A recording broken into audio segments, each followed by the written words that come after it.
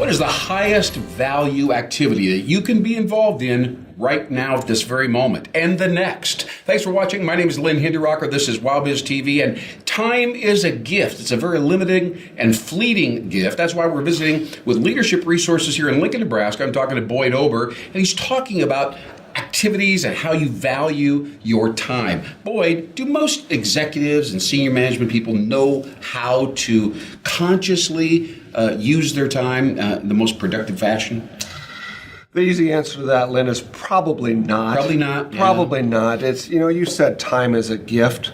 When we lose that minute, it's done. Yeah. And how many times do we go through the day spending time on things that really do not drive value to our organization? But when you're at that level, that's really your ultimate responsibility. Obviously, time is an asset. It's not here moment by moment. It goes away.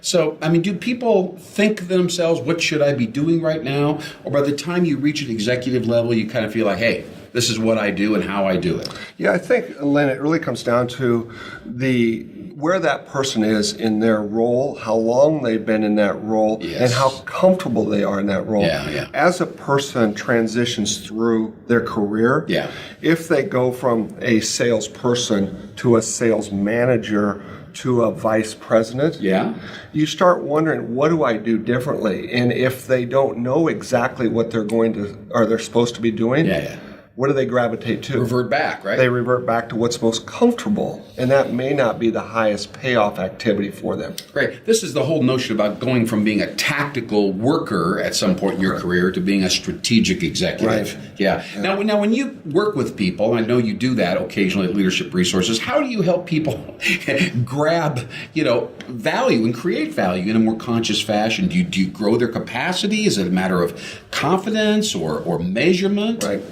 The real thing is we're not able to get any more time in a day. We all have 24 hours no matter what we're doing. Yes. So once we help a person identify what are those activities they're supposed to be doing versus what they are doing, then we can start consciously making behavioral changes to focus more time and energy on that top activity. What does that usually involve? Delegation, or just a soul-searching sense of identity? Or do you bring in more people to take some things off your plate? Or do they ever say to you, I just love to sell, and I'm the boss, so I'm going to sell whenever I feel like it? Well, that's always their prerogative to do what they want to do at that point. But the reality is, if you're going to figure out what are your highest payoff activities, it starts with a conscious decision to say, I want to be more efficient, more effective in what I'm doing. Mm-hmm. So once you decide that and you start listing all the activities you do, just as you said, then you can start saying, how do I gain more valuable time? Yeah. I start delegating maybe something that is lower payoff to me, but it becomes higher payoff to one of the people that you're delegating it to. And that's key. That is key. Somebody told me that value at that level is created in your interaction, shall we say, with other people. That's where really intangible but sustainable value is created. Do you sense that sometimes? Well, I think what you're really talking about now, Lynn, is someone has progressed to an executive level within an organization. Right.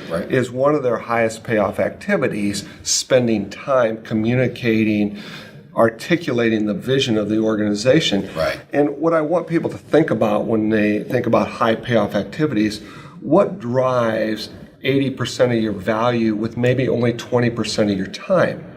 So if you think about a CEO and their time with a direct report or time with someone else in the organization, if that message is clear, very concise, but they deliver it personally, that may be a very high payoff activity because they just raise the emotional quotient of that individual. They have now more buy-in to what that CEO is saying. That's fascinating. Very high payoff activity. That's very interesting because there are a lot of people that just would not naturally go there. They'd say, I just don't have time to chat with that person. I know that but their contribution, their private conversation or whatever, that could change that person's performance and sense of who they are for years to come. Yeah. There's a few things we always want them to think about is how much time are they spending in what we call at Leadership Resources quadrant 2, that important but maybe not urgent activity, Are they thinking forward? Where's the organization going in 5 years? Where do we want to go? So planning is a key thing. And right? what does planning really look like? Yeah. Planning looks like I'm sitting at my desk, I'm not doing anything. Well, someone walks by and says, "What are you doing, Miss CEO or Mr. I'm planning." Yeah. Well, it doesn't look like you're doing anything. So we as humans have started to not value that quiet time of thinking where we're going, but it's a very high payoff activity. It really is. Well, Boyd Over with Leadership Resources in Lincoln, thank you for opening the door here so we can kind of take a look at how value is created at the senior levels. It's a fascinating thing. Thanks for watching us so much here on WowBizTV. I'm Lynn Hinderrocker. We'll see you next time.